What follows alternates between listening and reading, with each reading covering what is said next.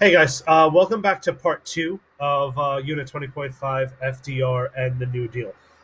So in part one, we covered, his inauguration, the kind of emergence of this idea of the New Deal, the election in 1932, what the New Deal actually meant, all that stuff. So that's good, that's great, that's in the past. Now this is really the nuts and bolts of it. This is FDR's first 100 days in office, and this is where the New Deal really comes into play. All right. What the New Deal is something that we've covered before, right? The New Deal,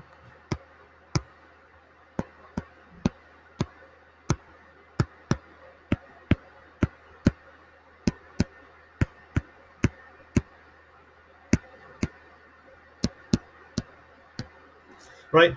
The New Deal is pump priming. You take government money, you invest it into big business and infrastructure, which will create jobs. You put those people to work, you tax those people, and then they have disposable income as well from their job, and that kickstarts the consumer economy, which helps out the whole economy, right? We already know what pump priming is. We've covered it a lot this year.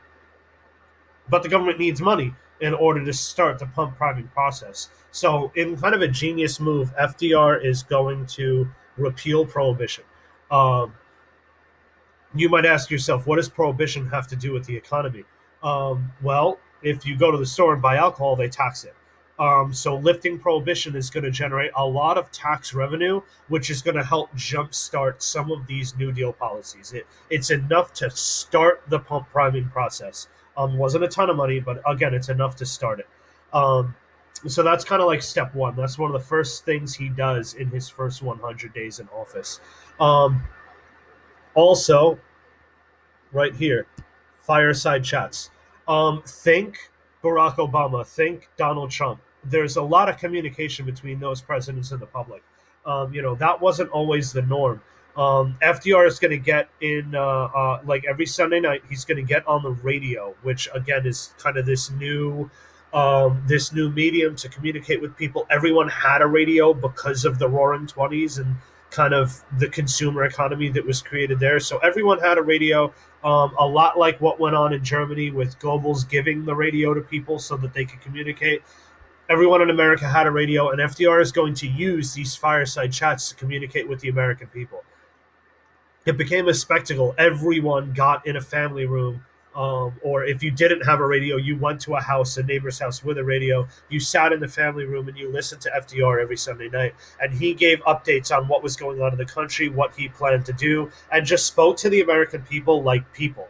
And that's very new for a president. So fireside chats really start to restore the American people's faith in the role of government and in the role of the president. So that was another really good move that he started immediately when he took office. This next one is a big one, the bank holiday. All right. So essentially, what happened? We know. I'm going to do that up here. We know the bank crisis, right?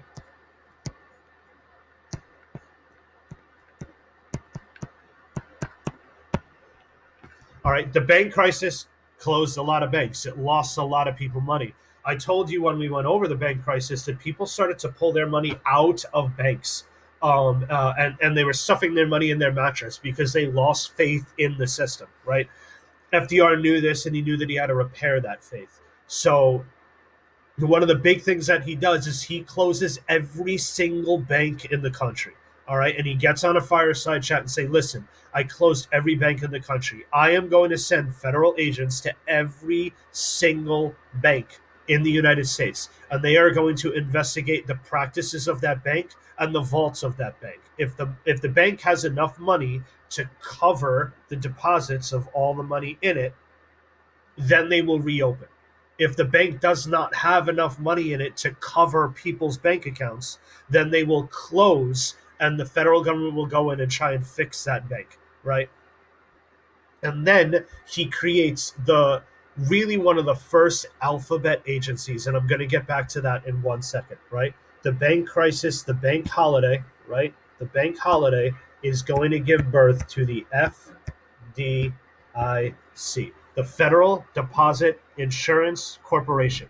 All right. And essentially, what that does and what that means is if you have your money in a bank, the federal government insures it. So if that bank were to reopen and it loses your money, You don't lose your money anymore. The federal government, by law, has to pay you back, right? That's a huge change. All right. If anyone goes to any bank in the United States right now, when you walk into the front, there will be a gold placard in that bank that says insured by the FDIC. If you ever go to a bank in America that does not have an FDIC plaque in it, do not put your money in that bank, because that means it's probably a pretty sketchy bank. Um, so again, I'm going to reiterate one more time. If you put your money in a bank and it's insured by the FDIC and they lose your money, you don't lose your money. The federal government will pay you back your money. That's still a practice that's around today from FDR. All right, again, it's the FDIC. He said in the fireside chat, if the banks reopen, look for that plaque. If you see that plaque, your money is safe, and he guaranteed the safety of the money. So this restored the American people's faith in the banking system, and they started to slowly take that money out of that mattress and re-put it into the bank, which really helped jumpstart the economy. You cannot jumpstart an economy if banks are not functioning and giving out loans and charging interest, when people aren't getting those loans to go out and buy more things. So that was a huge, huge step in this process. Then I said a word. This is a very important word. I'm running out of room already. The alphabet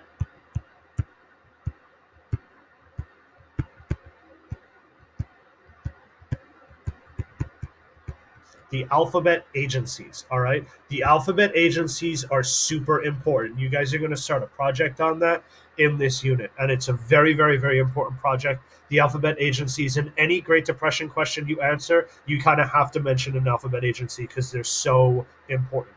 All right. All of FDR's New Deal policies can be broken down into government agencies that were abbreviated into 3 or 4 letter acronyms. So, FDIC, Federal Deposit Insurance Corporation, right? The AAA, the Agricultural Adjustment Bureau, the TVA, the Tennessee Valley Authority, the CCC, the Civilian Conservation Corps, the PWA, the Public Works Administration. Those are all New Deal agencies. Those are all New Deal government agencies that are abbreviated so that people can kind of use them very freely. People were aware of what the government was doing, which was, again, an important step of the New Deal and the fireside chats. So anytime you think of FDR, the New Deal, think of the alphabet agencies. That's really what is going to kickstart the economy. These government agencies that use that use pump priming to create jobs or infrastructure projects in different sections and areas of the country. The project will make more sense to you, but hopefully you can get that kind of basic level definition of what an alphabet agency was. All right. Um, the New Deal and the alphabet agencies are going to flip into 3 different R's, and this is going to be the last part of this flip. 3 different R's. The 3 R's of the New Deal are relief, recovery, and reform. Every New Deal agency fits into at least one of those R's. Some fit into 2 of those R's. Actually, some of the big New Deal alphabet agencies fit into 2. All right. So relief, short term, immediate action to kind of halt the downtrend of the economy. All right. So they're going to take government money and they're going to throw it at a problem to fix it immediately. Right. The recovery, this is really pump priming now. This is that kind of long-term stimulus to the economy where you take money and you throw it at something, right? You invest in an infrastructure project or you invest in a sector of business which creates jobs, right? You then take those jobs that people had and you tax them, and you take that tax money to reinvest in the same projects. All right. That's this kind of longer term cycle. All right. The people also make money, which helps the economy because they can go out and buy things and take out loans from the banks. Again, we know pump priming. We know what it is. I just wanted to reiterate it. All right. So again, the recovery has a more long term connotation to it, right? It's not just there to fix the downtrend, it's to eventually spur an uptrend because they're going to be creating jobs, creating projects, creating tax revenue, and creating disposable income for the people who gets those jobs. The last R, and this is a really important one, is reform. All right. So FDR saw all of the problems that were inherent in the United States economy: buying on margin, speculation, poor business loans, poor business practices, deregulation of industry, all of those things. And he knows that that's why the Depression happened. So he is going to look to create government agencies that go in and reform poor practices, right? So you could say that the FDIC is reform, right? He's going to go in and ensure people's money in the bank so that they can never be lost again. All right.